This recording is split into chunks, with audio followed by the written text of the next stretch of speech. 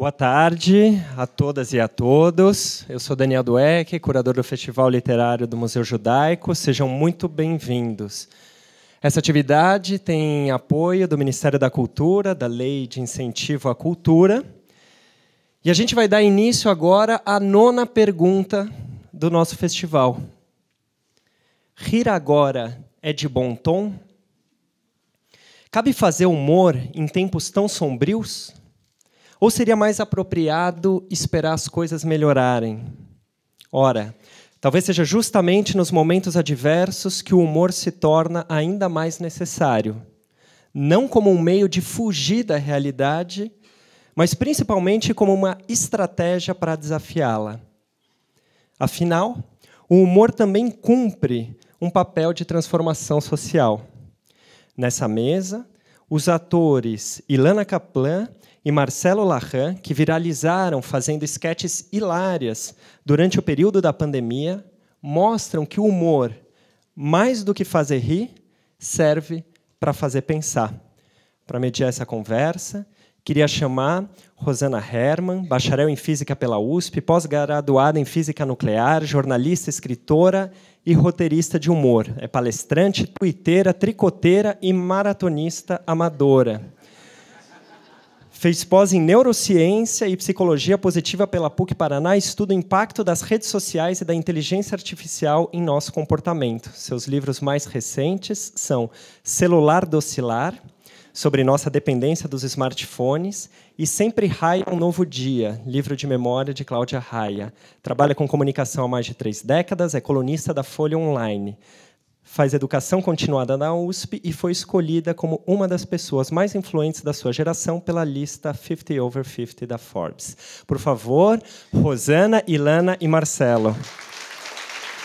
Lê um currículo tão bonito, depois eu trago um papiro, né, em vez de vir com um notebook, como os incas faziam. Incas não, né, mas eu trouxe aqui um papel para poder ler. Antes de mais nada, queria agradecer a todos e todas que estão aqui pelo convite.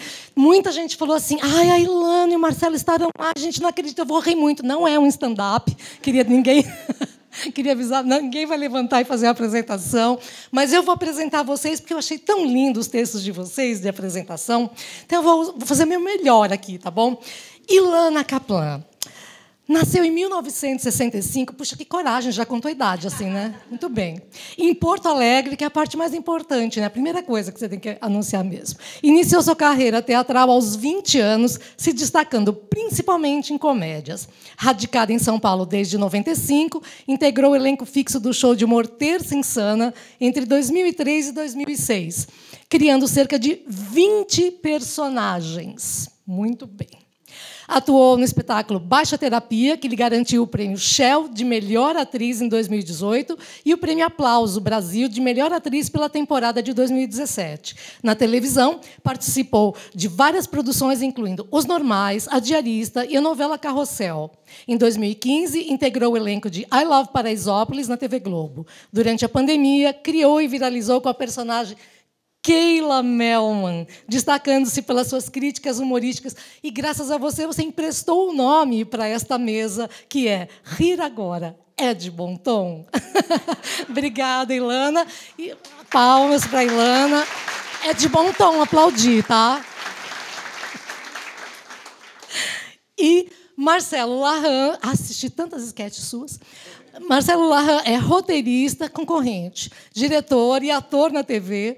Tem entre os principais trabalhos as novelas da Rede Globo Espelho da Vida, Babilônia, Malhação, Insensato Coração, Paraíso Tropical e Celebridade. Atualmente compõe o elenco do sitcom Tem que Suar no Multishow. No cinema tem como últimos trabalhos, últimos não, mais recentes, né? Que a classe precisa de trabalho, né, gente? Mais recentes trabalhos no cinema: Minha Irmã e Eu, Um Ano Inesquecível, Inverno, Amor Sem Medida, 2+2, A Sogra Perfeita, 10 Horas para o Natal. Depois A Louca Sou Eu e Fala Sério, Mãe. No teatro, as atuações mais recentes, agora sim, foram na peça musical Beetlejuice, Cais ou da Indiferença das Embarcações, premiada, né? E Se Eu Não Te Amar Amanhã e Morte Acidental de um Anarquista, um clássico, que lhe rendeu o prêmio Prio de Humor como melhor performance de humor em 2023. Desde 2017, é sócio do canal de humor Embrulha para Viagem no YouTube. Marcelo Larran, muito obrigada.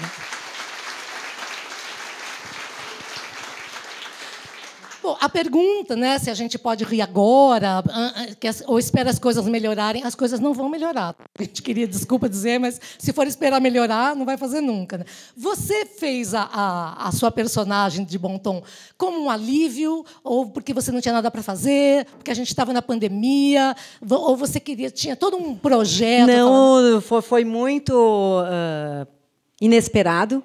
Na verdade... eu estava trancada como todo mundo, né? Panicada como todo mundo, preocupada, esperando a vacina, olhando o caos no mundo, porque primeiro foi nos outros lugares até chegar no Brasil, e aí a gente desinfetando tudo, lavando tudo, fazendo tudo, bem enlouquecidos todos. E aí, paralelo a isso, as redes sociais continuavam. E eu olhava algumas coisas na rede e eu pensava, nossa, só eu estou trancada em casa. Tem gente passeando, né? Tem gente mostrando o closet, tem gente se divertindo, dizendo sextou. Né? Eu estava numa eterna sexta, sábado, domingo, porque a gente não tinha calendário, a gente estava trancada em casa, enfim, no confinamento. E aí eu comentei até com a minha irmã, que está sentada ali, que a gente sempre conversa coisas, e, enfim, e minha irmã escrevia muitas coisas da Terça Insana junto comigo. E aí eu comentei com ela, eu falei, nossa, eu estou ficando muito agoniada, eu vou abrir a câmera, eu vou falar alguma coisa sobre isso. Aí ela disse, tem até aquela expressão antiga, né, que não fica bem, não é de bom tom. Ela que ainda ressuscitou a lembrança. E aí eu fiquei com aquilo pensando. Eu tinha feito uma live para os baristas, para ajudar as pessoas, os baristas que estavam com os cafés fechados e tal, e tinha inventado uma decoradora de lives, porque como todo mundo estava trancado em casa, eu ficava reparando muito no cenário das pessoas, né? E aí aí eu olhava o Jorge Pontual e dizia, nossa, essa prateleira era bom ele dar uma arrumada, tá confuso. E principalmente os jornalistas, que era o que a gente mais via, porque eles estavam todos em casa, diziam, olha, a Mônica Waldvogel com o quadro bonito, nossa, vermelho, né? Bonita, aí eu ficava olhando, cada um ficava olhando. Eu pensei, vou fazer uma decoradora. Daí, quando o cara dos baristas me chamou, ele falou, tu quer pegar algum personagem da Terça Insana? Eu falei, olha, para eu escrever tudo, é melhor eu inventar um novo, e eu vou inventar um sobre isso. E aí eu inventei só sobre isso, porque eles me mandaram muitas coisas de café, me mandaram máquina, me mandaram pó. Então, eu coloquei tudo atrás de mim. E, quando abriu a live, eu dizia, olá, eu sou uma decoradora de lives, hoje estou nesse momento temático, falando sobre os baristas, como vocês podem ver, mas eu decoro coisas de acordo com o que você precisar, me liga, eu vou até você, vamos arrumar sua casa, porque agora é o novo momento, né, e tal. Então, eu juntei. Quando eu peguei aquele, eu juntei as duas coisas. Eu falei, eu vou dizer que ela é uma decoradora de lives, que está se reinventando, porque não pode presencial decorar nada, e, ao mesmo tempo, vou dizer, posso postar? Eu estou num jatinho com uma champanhota, posso postar? É de bom tom? Aí eu dizia, não. E aí, assim, muito misteriosamente, loucamente, aquilo viralizou, porque, na verdade, era o que eu acho que todo mundo estava pensando, e eu bati num lugar que foi uma empatia coletiva, assim, é como se fosse um desabafo de um pensamento coletivo. Então, foi por isso que ela viralizou. E eu levei um susto, porque eu tinha seguidores, assim, eu tinha tipo 5.000 seguidores, que eram pessoas que ou que eu conhecia, ou que conhecia meu trabalho do teatro, uma coisa mais assim pequena mesmo, assim, né? E de repente foi esse boom. E acho que é bem a definição de artista, né? Artistas antenas, né? Você captou esse momento e capitalizou. E até hoje as pessoas te encontram na rua e falam é de bom tom, o tempo inteiro. Muita gente ainda fala, não é de bom tom. Aí algumas pessoas perguntam, muitas pessoas perguntaram, e a Keila não vai voltar. É que como foi num período muito específico, depois eu fiquei um pouco receosa de ficar ditando regras, sabe? Porque já tinha passado, assim, naquele momento eu acho que ela era muito pertinente, assim.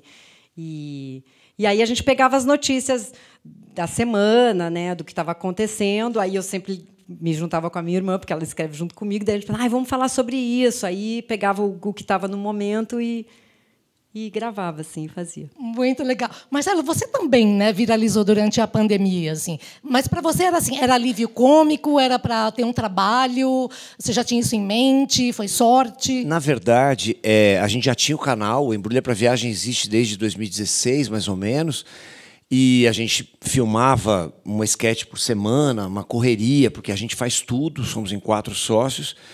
E quando chegou a pandemia, a gente, como todo mundo, a gente parou. E a gente falou, o que a gente vai fazer? Vai parar o canal, né? E era o começo de uma batalha nossa com o projeto, um projeto pessoal importante. E aí a gente, no começo, cada um ficou construindo coisas em casa. Depois a gente teve a ideia de falar, não, vamos fazer o seguinte, o nosso sócio, que a gente são 3 atores e roteiristas e um diretor de fotografia. Ele ensinou, ele fez um tutorial para a gente por vídeo, mandava a câmera, a gente higienizava tudo, e cada um fazia de casa. Ainda era um esquema mais profissional nesse sentido, porque a gente já tinha a responsabilidade do canal, microfone, aprendi a mexer com o boom e como ligar e tudo assistindo, minha mãe fazendo áudio. Inclusive, tem uma história maravilhosa. Você colocou sua mãe na produção para fazer áudio? Não, inclusive, assim, era um inferno. O áudio no cinema já é um inferno. Imagina a gente que não mexe com isso. Eu tenho uma história que é maravilhosa, que assim, a minha mãe sempre não entendendo nada. Você fala, mãe, você está me ouvindo? Tá ouvindo tal? E assim, sempre um problema. Não, tem que arrumar o microfone. E eu não entendendo nada também para tentar ajudar. Aí tem uma hora que, sei lá, dessas 20 mil sketches que a gente gravou durante a pandemia, ela falou assim, filho, agora tá ótimo, eu tô te ouvindo super... Ela com o fone, né? Tô te ouvindo super bem. Aí eu olhei, o fone estava desplugado, ou seja... Ela estava meio... Eu falei, não, mãe, não tá conectado. Ela falou assim, nossa, agora não tem um ruído, tá ótimo. Enfim, foi nessa loucura que a gente foi tentando seguir com o canal. E aí, eu tinha um personagem que eu fiz uma peça que eu escrevi, que era o Grávido, que eu escrevi quando meu filho nasceu, que eu fazia com o Fabinho Herford, e que era um cara num ponto de ônibus que tinha acabado de ter um filho, e ele era todo desgraçado, todo cansado e acabado. E eu me baseei um pouco nele para criar o Eugênio, que era esse personagem deprimido. E aí eu fiz, e acho que tem muito a ver com o que a Ilana está falando, são comunicações diferentes, mas é isso. A identificação. As pessoas se identificaram com o absurdo que era quem estava sextando em plena pandemia, e as pessoas se identificaram com um cara acabado em casa, com filho com aula online, com a mulher. Ainda no começo eu falava que ele ia se separar, e aí assim, não deu, né? E a gente ficou. Então assim, a vida era uma crise, assim, aquela mulher que ele já era para ter se separado, não tinha jeito. Tinha para onde ir, né? E 2 filhos, e os filhos tendo aula, e ele não sabendo explicar nada daquilo, porque você tem que se haver com a lição do teu filho com muito mais proximidade do que quando ele está na escola. Tudo bem, você ajuda numa lição, mas ali... Tanto que esse é o vídeo que explodiu, né? Dele falando que, assim, o meu filho pergunta sobre marsupial, eu não sei o que é isso.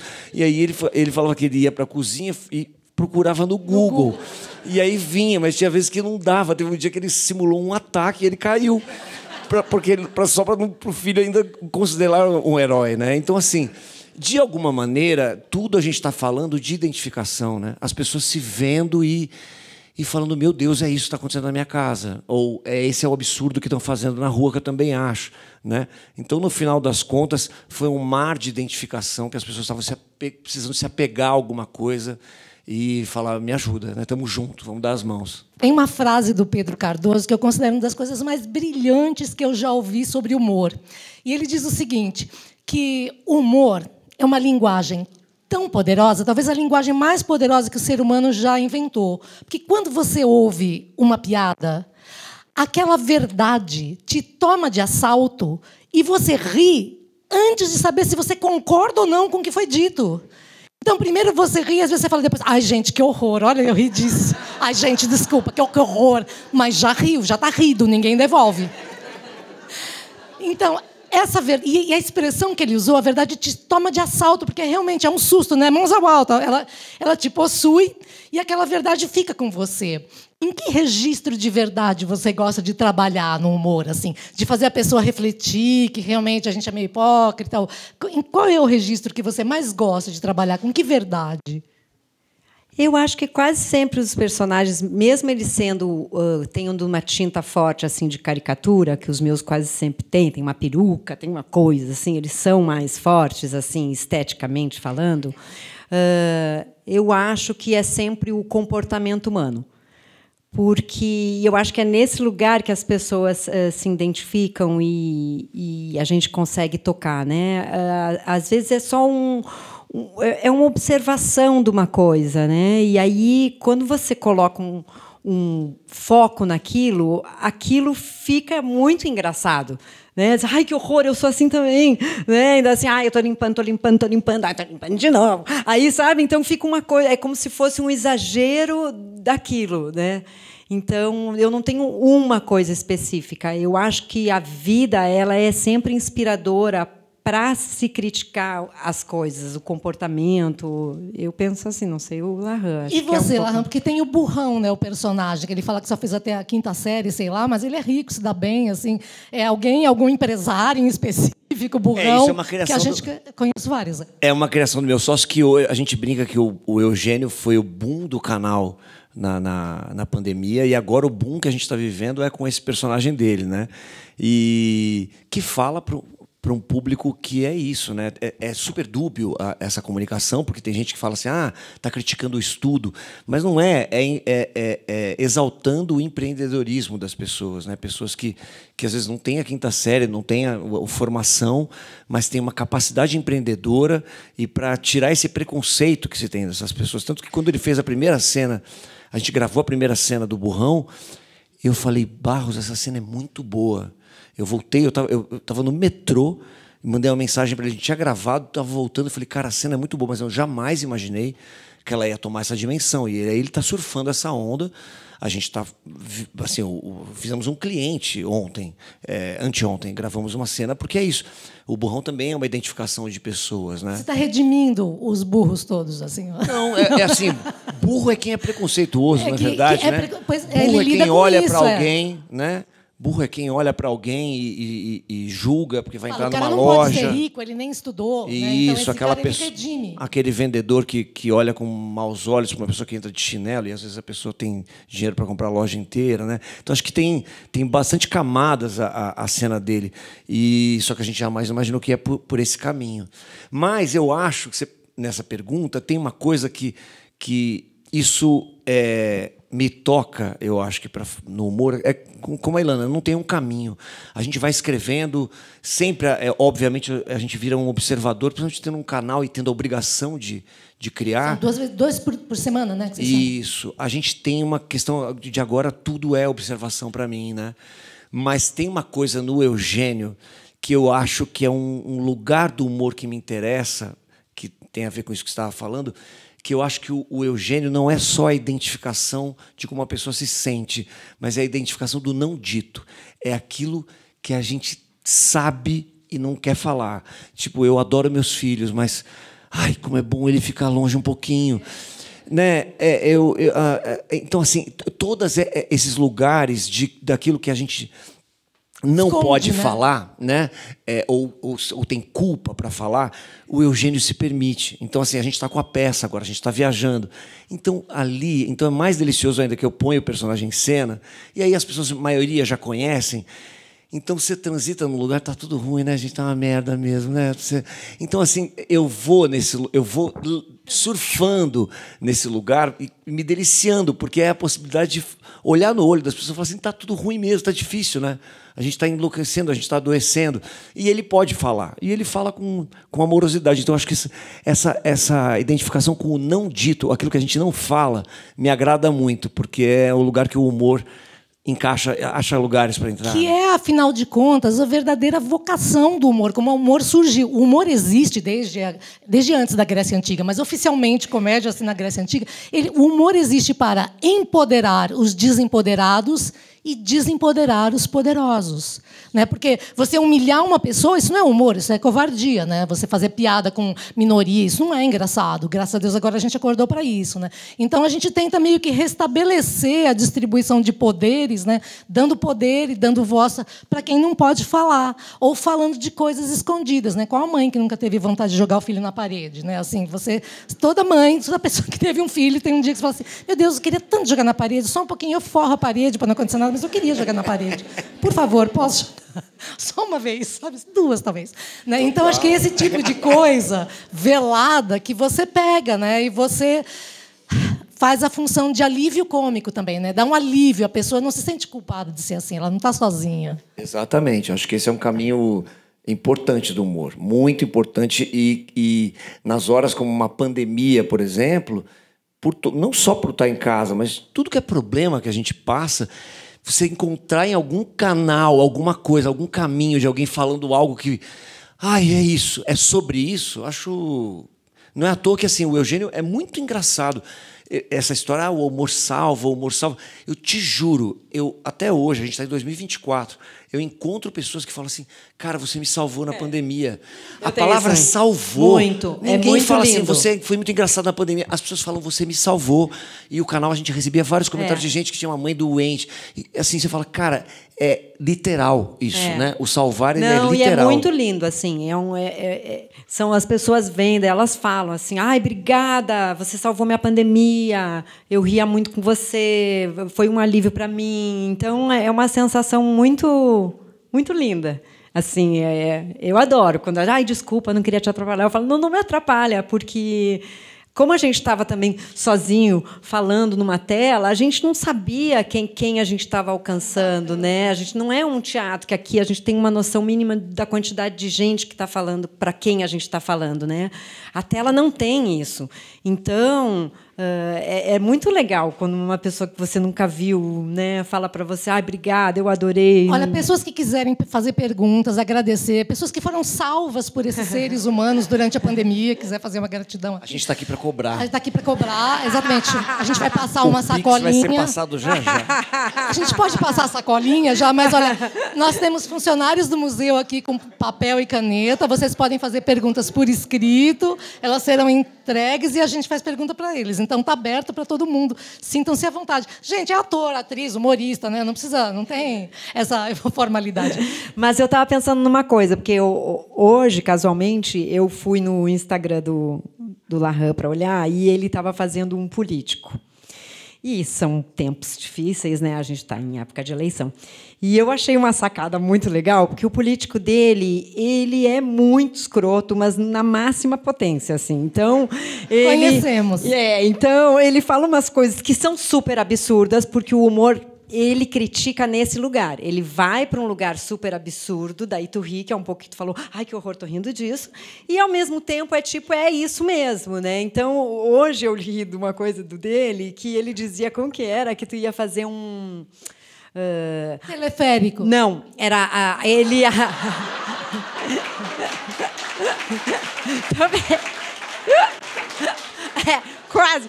Ele falou que ele ia cuidar muito do plano de saúde e que era para as pessoas voltarem com as simpatias, com as coisas caseiras, que isso ia curar as pessoas. Eu também vi. Não, é porque o jornalista pergunta sobre saúde e ele fala... gente, as pessoas estão indo muito a médico, muito remédio. Muito remédio. Cadê a simpatia? Antigamente era tudo com água morna, com gengibre. A minâncora que salvava... Minâncora, você passava minâncora em tudo. Então, assim, ele, na verdade, ele não quer encheção de saco, né? Não, é maravilhoso. Ninguém mais fala de simpatia que médico, gente. Não, né? E é sempre com uma verdade, assim, né, uma veemência, tipo, vou ajudar você, e é muito bom. Com essa assertividade, né? Assim. É muito legal. Mas, então, você falou de políticos e de agora é diferente, época de eleição. Na pandemia, todo mundo era vítima. O vilão era uma coisa invisível que a gente não sabia bem o que era, né? Mas todo mundo era vítima. Não tinha o oponente, não tinha o vilão, uma pessoa. Mas no mundo que a gente está agora, a gente tem os vilões. A gente, né, tem um mundo polarizado, a gente tem gente queimando coisas, fazendo incêndio criminoso e tal.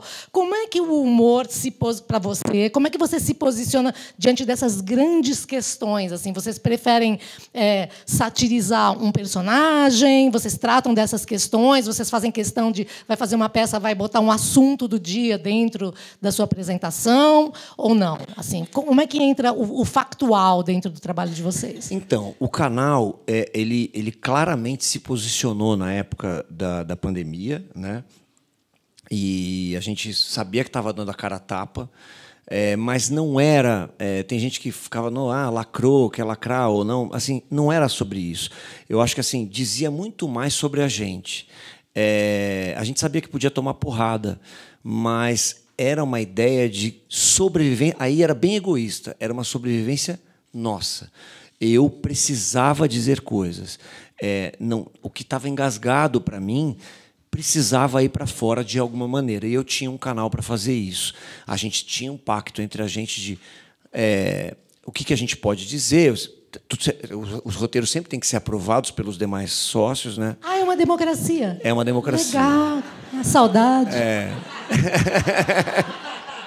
E assim, a gente apostou nisso, mas não era com nenhum objetivo de, cara, isso vai viralizar. Era assim, assim como falaram que eu salvei as pessoas, aquilo me salvava porque era uma maneira de eu botar para fora de alguma maneira. Tanto que um outro personagem meu que viralizou muito foi o coronavírus. Eu fiz o Corona. Eu fazia o Corona e fazia as lives do Corona e agradecia a todo mundo que estava na rua.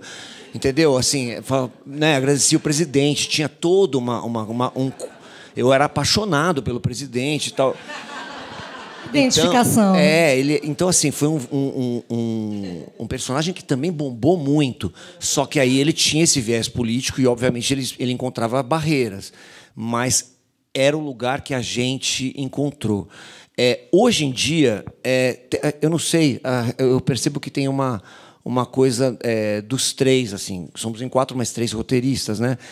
De estar um pouco cansado, não é cansado, mas assim, esse assunto a gente deu tanta porrada, a gente tomou tanta porrada, e agora pelo menos a gente não está falando de não vamos usar máscara e não estamos morrendo, né? Problemas com a política, não vou entrar em mérito aqui, acho que nem é o caso. A gente vai ter, e o político que estiver lá, a gente vai ter problemas, né? Mas a gente estava falando de algo muito fora da curva e aquilo, para mim, era salvador para mim. Eu não estava nem preocupado com os outros, eu estava precisando falar, era a minha terapia naquele momento.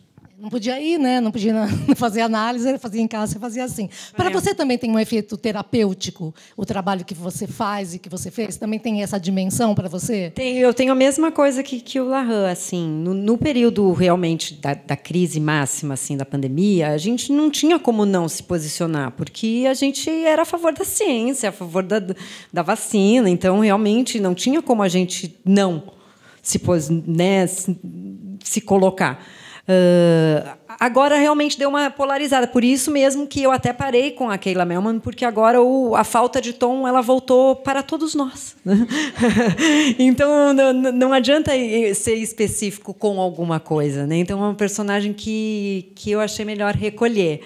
Mas normalmente as coisas que eu falo ou que eu coloco na boca dos personagens são coisas que eu estou observando e que estão me incomodando naquele momento. Desde coisas pequenas, às vezes, assim, bobas, que também são identificáveis, como, sei lá, eu estou com um problema com o plano de saúde. Vai virar, minha idade vai virar. Eu estou escrevendo uma cena sobre isso hoje, juro. Ai, me liga, eu tenho muito material para ti. Gente, tem uma simpatia maravilhosa que você pode fazer. Não, e aí eu fiz, porque tem uma das minhas personagens que ela é da Catarina Franca, né? Que ela é da Zona Franca de Manaus. E ela é meio chilena, meio brasileira, e aí eu, no meio eu vou brigando com o diretor, que é o diretor do programa dela. E aí ela fala: ai, Pedro, não quer que eu fale de plano de saúde. Nós outros estamos fudidos no Brasil, vamos se fuder. E aí ela vai desabafando que ela tem que falar sobre o plano de saúde, porque está mudando tudo, mudou o laboratório, mudou não sei o quê. E eu fiz aquilo porque eu venho me incomodando com isso. Eu vou mudar a idade, meu plano vai subir muito, eu estou procurando 65, muito. Você nasceu em 1965, que você contou, eu li. Então, vou fazer 1965, 60. E aí, então, assim, e é engraçado, porque quando eu postei esse, começou todo mundo a escrever o seu próprio plano, ou seja, todos. Aí alguém colocava, eu sei que fulano é, você está falando da New, você está falando da Sul-América. E eu só fazia, só fui curtindo, porque olha, era não todos os recomendo planos. Prevent Senior, sabe, em relação a... Tem uma pergunta aqui para você, Ilana. Por que você optou por um sobrenome judaico da personagem Keila Melman? Olha! Chegamos ao humor judaico? Todos os meus personagens, quase, com exceção de Catarina Franca, que eu sou de Manaus, quase todos são judaicos. Agora eu fiz a Gladys Mittelman. Aí tem a Keila Melman. Na Terça Insana também eu tinha outros, que era Gershwin Gershwitz. Esse não era, né? Era, ela vendia joias maravilhosas. Que era entra no site que é www.gershwitz.com.br. E ela entrava em cena, eu dizia, aí pedi para o meu filho entrar, ele não quer entrar, então entrei eu, tô com bolsa, não conheço eles, não quero deixar lá dentro no camarim.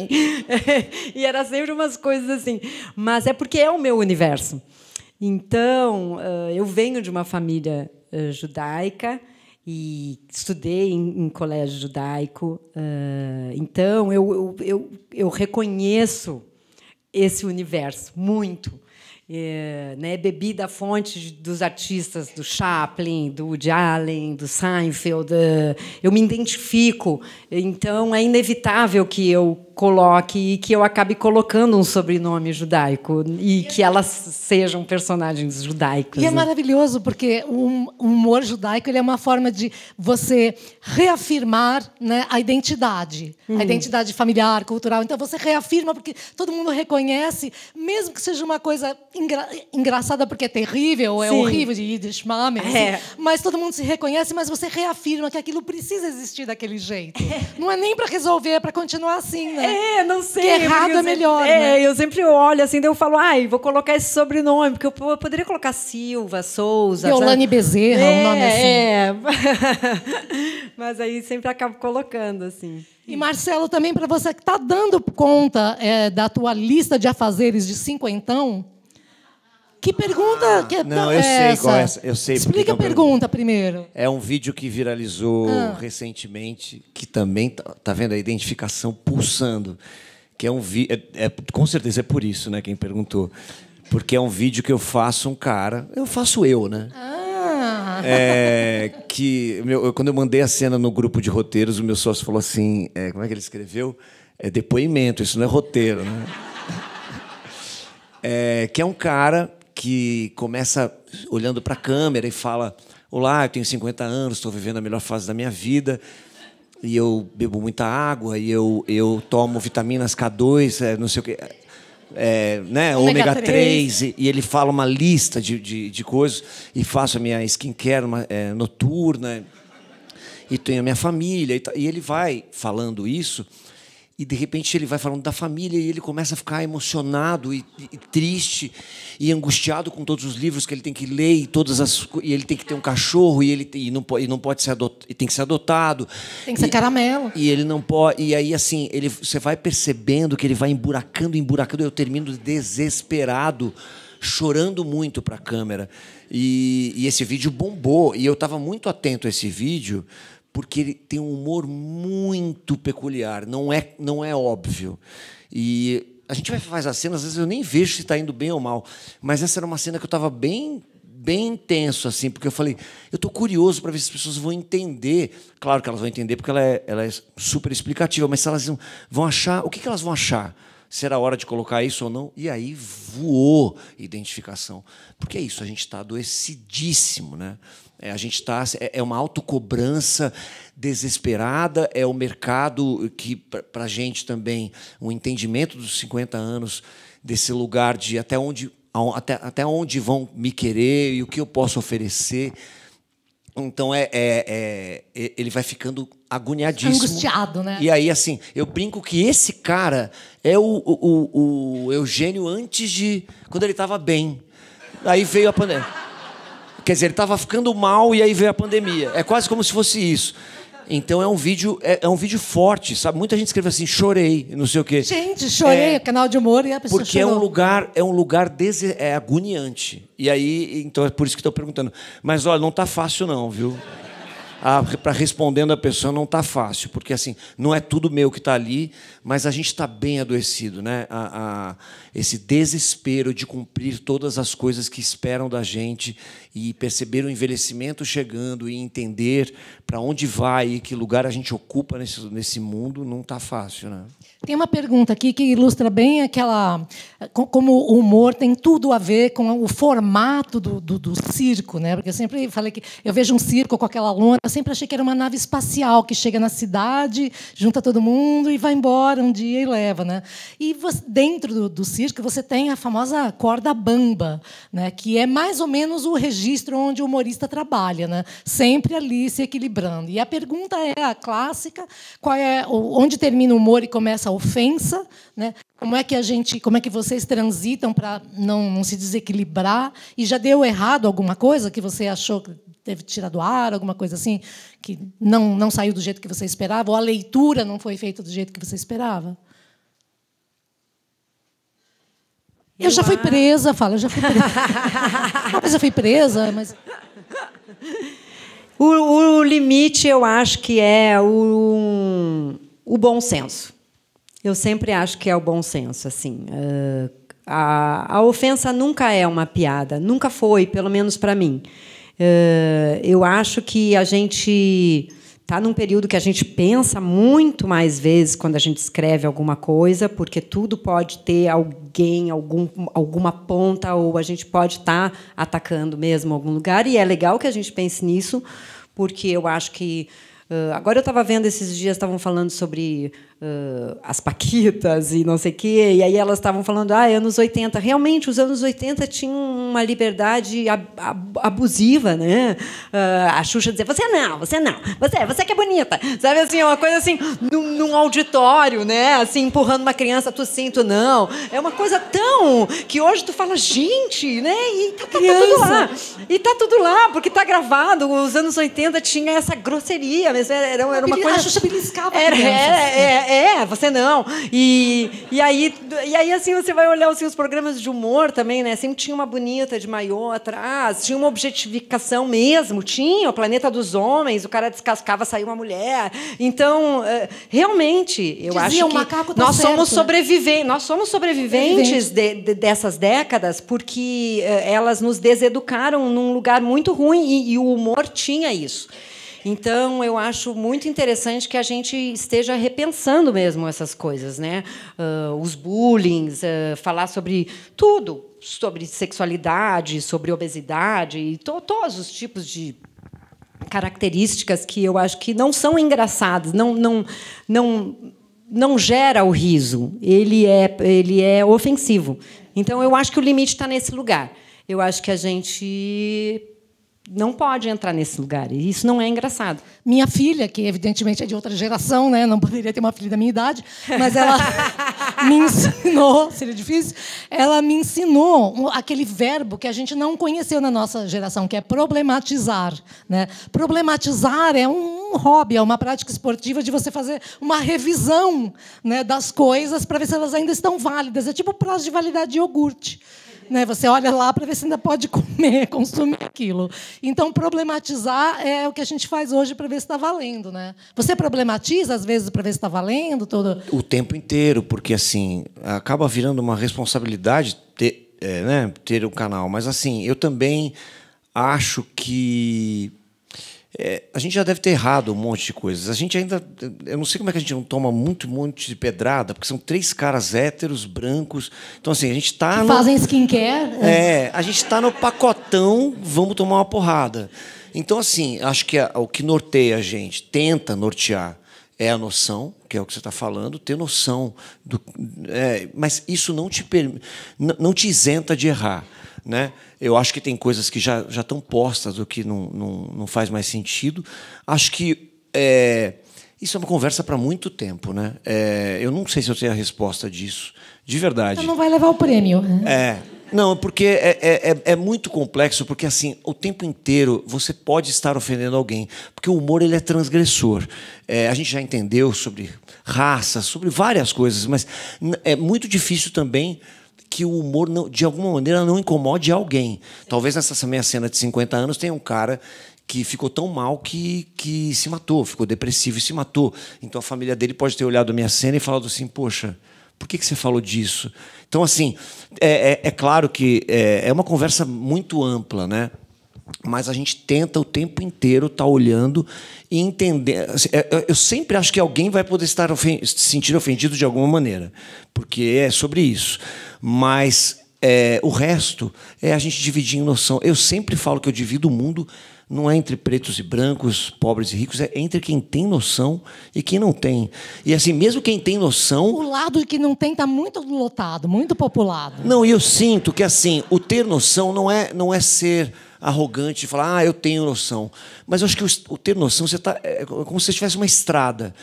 As pessoas que têm noção estão indo nessa estrada. Elas podem bater no guarda-rail, entrar na mata e falar, deu ruim, e volta. A gente erra. Eu erro muito.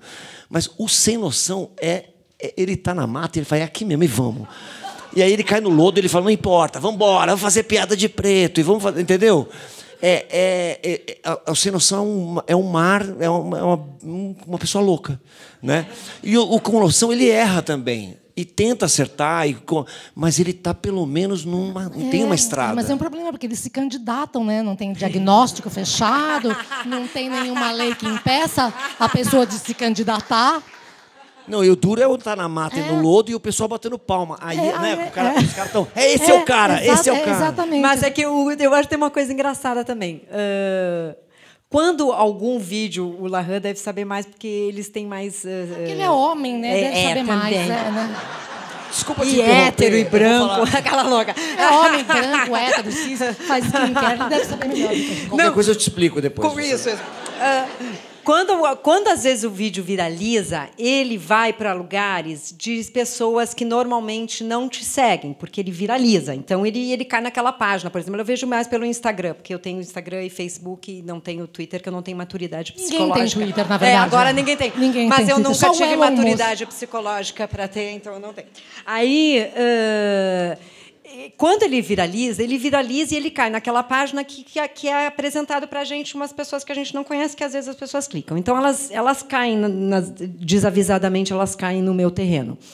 E eu fiz um quadro que era eu e o Gui Magon, que é um ator que estava fazendo uma peça comigo, que era eu e ele no aeroporto, e eu fazia uma rica, assim, e aí eu dizia para ele, quando a gente chegar em São Paulo, eu vou te dar um queixo. Porque agora está na moda, né? A pessoa bota bunda, bota peito, bota queixo, bota isso, gira aquilo, não sei o quê. E aí eu falei, eu vou te dar um queixo. Daí eu dizia, tu está bonito, tu está gostando da viagem, quando a gente chegar em São Paulo, vou te dar um queixo. Daí aquilo virou uma palhaçada, todo mundo ria, dizia, vou te dar um queixo, me dá um queixo, quero um queixo. Aí viralizou. Quando viralizou, as pessoas começaram a entrar nos comentários e elas diziam assim, mas ele já tem um queixo. Aí depois alguém dizia, quem precisa de queixo é ela. Daí depois alguém dizia, é ela que precisa mexer no nariz. Sempre vinha... A ofensa vinha de lá, percebam. Não era minha. Ela vinha da audiência, a audiência me atacava. Mas aí eu achei engraçado, porque é a interpretação do texto, que é a pessoa que não entendeu que aquilo era um quadro de humor. E que na frase tinha a crítica da estética, da loucura da estética. Estava embutido nesse lugar. E eu não tenho como explicar. Então, começa a ficar um terreno um terreno muito complicado. Algumas pessoas eu me dou ao trabalho, porque eu leio tudo. Leio, curto, e alguns eu respondo. Eu leio tudo. Tem uma quantidade que eu leio mesmo. E aí, até para saber se está funcionando, se não está funcionando, o que é, o que não é. E algumas pessoas eu dizia, olá, sou uma atriz, isso é um quadro de humor. Eu explicava. Aí, às vezes, a pessoa dizia, não vejo não sei o quê. Eu dizia, volte a alguns vídeos. Porque como esse quadro foram episódios, a gente fez uma novela de 10 capítulozinhos, aí esse devia ser o terceiro ou quarto, eu dizia, volte duas casas. Porque quando volta, que foi o primeiro, era nós dois no avião, e aí eu dizia para ele, se tu precisar de alguma coisa, me procura. E daí eu dava um cartão, que era como tipo começava o caso deles. Então, eu expliquei para as pessoas, porque agora é engraçado, porque isso é uma interpretação de texto. E o humor, ele requer uma inteligência. O humor tem pré-requisito. Que quando a pessoa não tem, ela não entende aquilo. Então, ela vai no básico, mais básico, que era isso. Ele já tem um queixo. Exatamente. Então fica difícil de explicar. Mas são as pessoas da estrada sem noção. São as pessoas que estão indo mato adentro, né? E não estão indo para frente da estrada. Mas é isso. Às vezes a gente fala... Porque o deles deve cair muita gente também. Não, eu tenho aquele personagem, o Arnaldo Albuquerque, que é um personagem elitista e que ele fala os maiores absurdos sobre qualquer... tipo, quando ele fala do calor, né, já fez do clima. Para com isso. Para com isso, gente, que frescura, não sei o quê. Tá frio. Eu fui para Aspen. Para Aspen, eu tava ótimo lá. E aí, assim... o universo dele. O universo dele. E assim... Não, Dória, não? Quase, ele tem a blusinha. Ele é. Cara, o que tem de comentário... Claro, graças a Deus, a maioria não, mas tem muito comentário. Ele tá certo, eu concordo com ele. Parabéns. Assustador. Vocês estão rindo, mas é assustador. Mas tem. Porque assim, são barbaridades inacreditáveis, tá? Que você fala, cara, tô a um passo de me candidatar. Porque eu tô criando um público. Vai dar um trabalho que eu vou ter que... E esse personagem dele, tanto que muitas pessoas falaram, vocês podiam se juntar, porque tem a minha, que é super elitista, que ela fala, eu sou rica, eu não vou a Nova York, eu frequento Nova York. E o dele é sempre assim, esse cercadinho só cabe 10, e eu tô bem com esses 9. E é sempre uma coisa assim, e é a elite da elite, é uma crítica nesse lugar. Mas o dele também tem esse público, porque algumas pessoas que se identificam, porque a gente faz pessoas que existem, na verdade. Não é inspirado em alguém específico, mas é numa numa categoria. Então, eu acho que as pessoas, quando olham, falam, é isso aí, Arnaldo. É isso aí, Arnaldo. É isso aí, Arnaldo. E eu chorando na minha casa, assim, não. Quase que eu tô esquecendo assim, eu sou um ator, isso é uma sketch. Volte alguns vídeos. Mas eu acho que é educativo. É por isso que eu escrevo. E é por isso que eu respondo. Porque eu acho que uma pessoa que caiu desavisadamente e se deu o trabalho de comentar, ela tem esse tempo. E se eu estou com esse tempo, eu respondo para ela também. Porque eu acho que é uma forma que eu tenho de educar e explicar. E, quem sabe, conseguir que mais uma pessoa entenda isso o humor, é de grande valia. ou a crítica, ou o que eu estou fazendo. Então, eu me dou o trabalho, às vezes. Quando entra no terreno da grosseria, aí eu não tenho muita paciência. Aí, às vezes, eu falo, fulana, não sei porque você está me seguindo, sinta-se à vontade, a rede é aberta. Beijo, tchau. Mas eu ainda falo. Nossa, eu já fui... Eu ainda falo. Eu já descobri uma resposta tão em alguns momentos, quando eu vejo que não dá mesmo, aí eu bloqueio. Demorei muito para fazer isso, não faço com frequência, mas quando é um ataque mais, você é uma idiota, isso aqui não sei o quê, aí eu não falo, tem nem conversa, não vai ter conversa, não tem, é melhor não a gente tem, terminar aqui. Esse eu adoro responder. Qual? Ah, é? Okay. Não, agora não mais, né? Mas no começo, principalmente quando a gente estava lá atrás, pandemia que tinha, Você respondia aos haters? Eu respondi assim, estamos caminhando... Uma pessoa fala assim, que coisa mais sem graça, que idiota, que não sei o quê, vocês são os palhaços. É isso, né? Quando é... Assim, estamos caminhando para o departamento do foda-se. Eu falava assim, estamos... tipo, nossa, eu fazia isso várias vezes. Tipo assim, aí era eu, tipo... Sendo ruim também. Eu falei assim, eu tenho meu ruim também.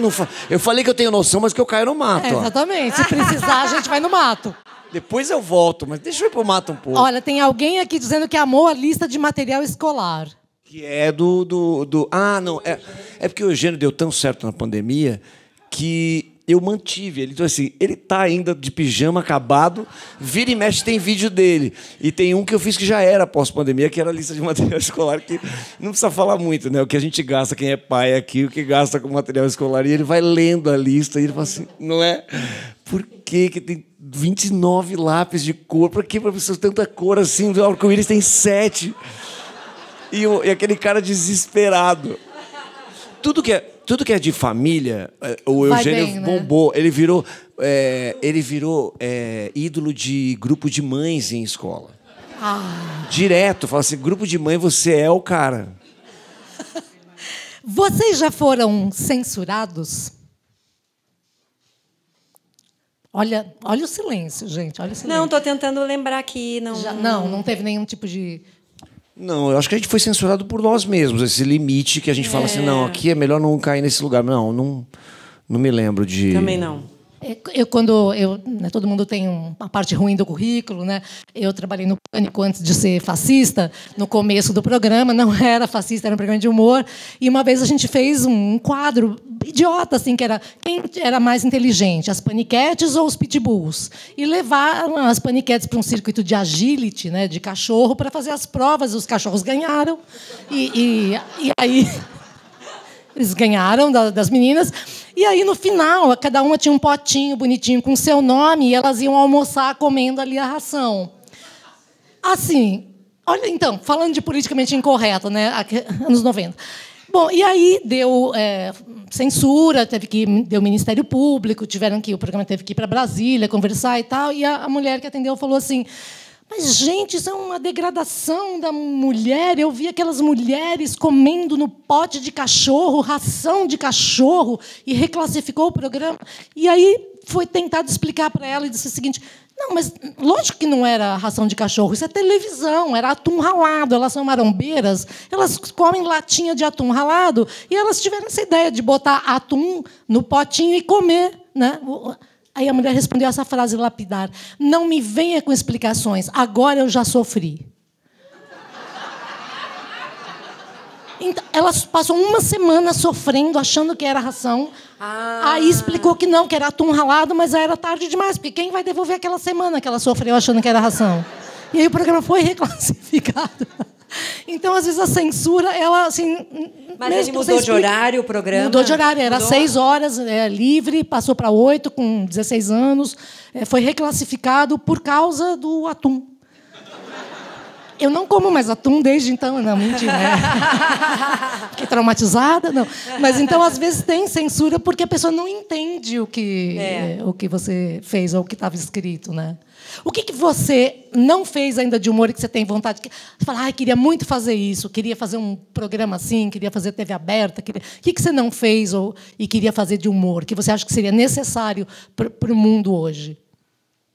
Olha, difícil de falar, porque assim, a abertura do canal... Claro que a gente tem um monte de projeto que a gente quer fazer e penso, mas assim, a ideia da liberdade de você... ser dono, né? Acho que a internet tem mil questões, né? Ruins, mas uma das boas é essa, assim. A gente falou um pouco disso antes de entrar aqui, sobre a liberdade de você ser dono do seu próprio projeto, né? Então, assim, eu vou te dizer que eu estou experimentando muita coisa, que nem essa cena que eu te falei, que é uma cena relativamente séria e que eu queria botar à prova. A gente acaba virando escravo um pouco da audiência também, isso é perigoso, mas eu estou conseguindo realizar muita loucura ali. E aí o teatro também é muito libertador para te fazer personagens. Teatro, você levou as esquetes do YouTube para o teatro agora. Isso, a gente está viajando para São Paulo, agora vai fazer Brasil um pouco. Dia 3 de dezembro estaremos aqui em São Paulo. Então, assim, não sei te falar. Assim, adoraria participar de várias coisas. Acho que a TV aberta virou um enigma, né? Uma coisa muito engraçada, assim, porque antes era o sonho de todo mundo e hoje não necessariamente, né? Porque as coisas estão acontecendo em todos os lugares. E acho que o canal me deu essa liberdade de fazer muita coisa. Se me vier uma coisa na cabeça, eu te falo, mas por enquanto estamos vivendo. Então, eu preciso ganhar dinheiro, pagar as contas. Acho que a liberdade financeira é um... Eu acabei de ver ontem o filme da Celine Dion, eu fiquei um pouquinho deprimido. Embora Embora ela tá mal e rica, né? Mas é isso, a gente está falando da... Não, eu estou dizendo porque, assim, é duro, né? Eu fiquei conversando muito com a minha mãe sobre isso, sobre a nossa profissão e a instabilidade, todas essas crises que a gente tem, né? E de saber até onde a gente vai. E aí eu assisti aquilo e falei, pelo menos, no mínimo, ela tem quem cuide dela. Né? É bem assustador. Tem um plano de saúde, né? Isso. Tem um bom plano de saúde. Eu e Ilana já estamos... Ilana já tem. Tem alguma coisa que você... Porque você já fez bastante coisa e foi premiada, assim. Mas tem alguma coisa que você mira, assim, para fazer... Que você pode interferir? Educação, quer dizer, ministra do bom senso. Eu adoraria esse cara. Ministra do bom tom. Do bom tom. Não tenho nada específico. Eu sempre deixo as coisas meio abertas, assim, né? Eu estou com um projeto de fazer uma peça de teatro, mas ainda não está pronta, assim, a gente está começando a levantar, até com a minha irmã, que a gente sempre se escreve junto, mas eu não tenho nada em específico. Eu gostaria muito de ter tido a oportunidade de fazer, e não sei se isso a gente vai conseguir, porque a TV aberta realmente ficou uma coisa estranha, que era o Saturday Night Live, porque eu acho que era um programa... que até hoje eu acho muito legal. Ele lançou, leva toda desses grandes, Steve Martin, enfim, todos. Mas porque eles tinham esse formato e eles tinham uma coisa muito politicamente incorreta que eu achava muito legal.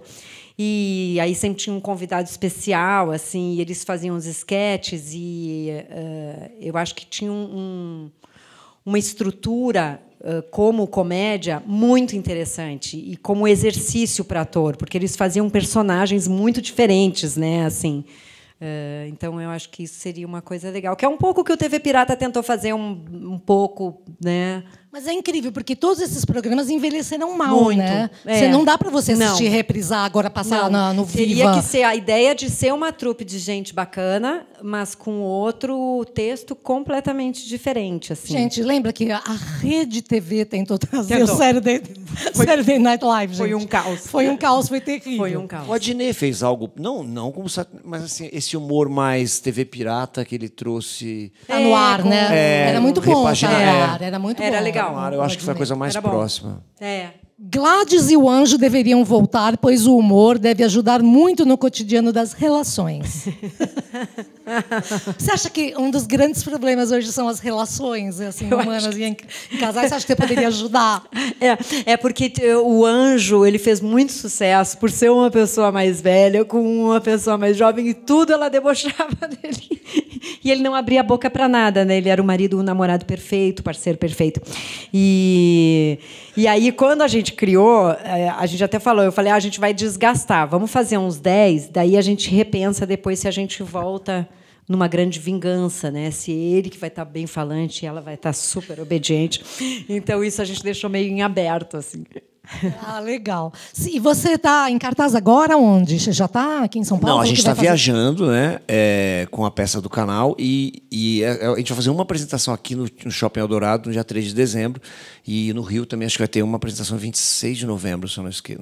Vocês são 4 homens, né? Brancos, cis, não tem mulher. Não precisa ficar brigando comigo também, não. Não tem mulher. Como é que é diferente, assim, quando tem mulher? Porque, assim, até hoje, em 2024... Tem, sim, preconceito em relação à mulher humorista em certos registros, né? Para tudo. Quando vão contratar alguém para apresentar um prêmio, chamam muito mais homem que mulher. Às vezes, um homem com uma mulher ao lado, né? Assim, para ser mas MC, nunca é uma comediante também, mas nunca né? uma comediante. É sempre uma mulher bonita e tal. Exatamente. Tem uma coisa assim, eu acho que ainda existe uma dificuldade com mulher comediante, né? Você tem vontade de botar uma mulher no grupo? Já tentou? Não, a gente às põe. vezes vocês põem. Não, a gente sempre depois chama. Tiram, né? Não, é que a gente está falando de. São sempre vocês 4. É que a gente está falando dos donos do canal. A gente criou o canal, né? Então, assim, os donos são os donos. A gente vai ser sempre a gente até a gente estapear um ao outro, que isso está prestes a acontecer. Na verdade, a gente todo dia tem briga, mas a gente está vivo. Mas, como participação no canal, a gente sempre chama. E acaba criando um timinho, né? Porque são as pessoas que você confia e tal. O que está acontecendo agora, na verdade, é que assim, a demanda é tão grande que muitas vezes você está escrevendo cena que é para eu e meu sócio, para tirar do caminho. É um desespero. Eu estava aqui, antes de vir para cá, eu estava escrevendo a cena do plano de saúde, tentando tirar da cabeça, porque aconteceu uma coisa comigo também. Porque é isso. Então, mas assim, a gente sempre que pode chama, tem várias. A Ilana nunca fez. Eu nunca fiz. Ó, tá vendo? Nunca. Não, é que quando eles me chamaram, eu estava gravando um negócio. Foi mesmo, eles me chamaram. Eles me chamaram, eu estava no Rio. Mas a gente acaba criando uma panelinha. Não é uma panelinha, porque é uma panelinha mesmo de confiança. De trupe, né? É uma trupe, mas a gente sempre tem. O que eu sinto vontade e que a gente não consegue ainda ter, e era muito importante, é ter roteirista mulher, independente de trabalhar. Porque é um olhar que é outro, arejado, com outras questões. Minha amiga veio falar para mim ontem, por que você não escreve uma cena sobre menopausa? Eu falei assim, não posso. Eu não entrei ainda, né? Então, não dá. Então, assim, essa é uma hora que uma boa roteirista vai trazer elementos para a gente. Mas aí é questão de estrutura, grana. Aí é a gente também sobrevivendo. Mas a ideia é essa. Precisa trazer outros roteiristas para arejar o canal e trazer outras dores que não são nossas. Ela né? empresta a Ana para você, um pouco da sua irmã. Fechado. Inclusive, Ana, eu estava comentando com a Ilana que eu sei tudo sobre vocês, porque eu não sei como que o universo fez isso, mas eu peguei um táxi ontem, entrei no táxi, eu estava indo para uma reunião, e aí o motorista começou a falar, não, porque eu conheço muita gente, artista, tal, conheço muito a Ilana Kaplan, sua amiga dela. Eu falei, nossa, eu vou encontrar ela amanhã. Não, Ilana, irmã da Ana, conheço muito, o pai dela mora em Porto Alegre, tem 90 anos. Elas estão se revezando para visitar o pai. Uma hora vai uma, outra hora vai outra. Coitado, outro dia cancelou o voo. Ela teve que voltar. Eu sei toda a vida de vocês. O motorista de táxi. E aí, conta o que ele fez que você me falou. Não, ele sabe tudo do bairro. É maravilhoso. E daí, ele fala assim, ô, Ilana, tava vendo o comentário do Bob, muito bom essa semana, hein? Que é o meu cunhado. E aí, ele tá sempre falando de alguma coisa, assim. Então, ele conhece a Maria Adelaide, Amaral, ele conhece todo mundo que Você fez uma novela por causa do motorista de táxi. Aí, eu tava indo fazer o teste, daí ele falou, novela das 7, né, Ilana? Daí, eu falei... Aí eu disse, não, e eu pensei, ele é fofoqueiro, não vou falar. Falei, não, será? Eu falei, não sei, não sei ainda, é só uma reunião. Daí ele disse, com certeza, teste. Eu sei porque eu levei o Mário Teixeira é o autor da novela, semana passada falei para ele. Não, semana passada falei para ele. It gets better. Semana passada falei para ele, conhece a Ilana Kaplan? Muito engraçada. Olha, a Ilana tá sem trabalho. Ela fez... Ele me agencia. Ela falou, ele fez Carrossel, agora ela não está mais fazendo Carrossel, e ela é muito engraçada, devia chamar para tua novela, hein, Mário? Aí, até hoje eu não sei ao certo se foi através dele ou não. Mas eles me chamaram para o teste e, coincidentemente, ele estava me levando para o teste. Tanto que foi ele que fez a ponte. Aí eu pensei, será? Aí não. Aí eu passei no teste. Quando eu passei no teste, a menina que me chamou pro teste disse que foi ela que chamou. O diretor disse que foi ele que chamou. O outro autor disse que foi ele que chamou. Mas eu tenho para mim que teve dedo, sim, do Renê, taxista. Aí o que eu fiz? Eu comprei um abajur e disse para ele, tu foi uma luz no meu caminho. E eu quero te dar esse presente. E aí eu dei para ele.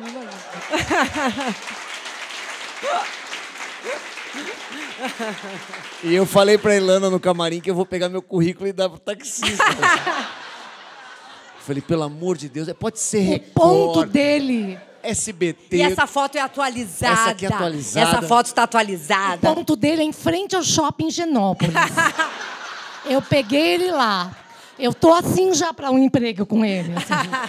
E você vai pro teste, ele vai bater no texto com você, né? Quer que eu faça a réplica?